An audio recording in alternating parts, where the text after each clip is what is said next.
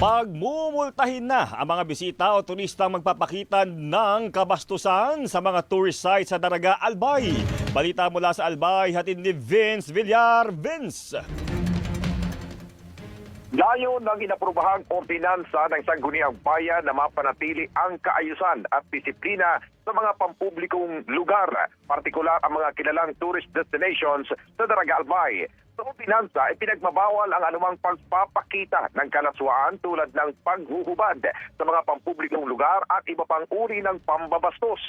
Ang unang paglabag ay pagbumultahin ng 1,000 piso o pagkakakulong ng hindi hihigit sa 1 buwan. 1,500 pesos naman sa ikalawang paglabag o pagkakakulong na hindi hihigit sa 3 buwan. Habang 2,500 pesos naman ang multa sa ikatlong paglabag o pagkakakulong na hindi hihigit sa 6 na buwan.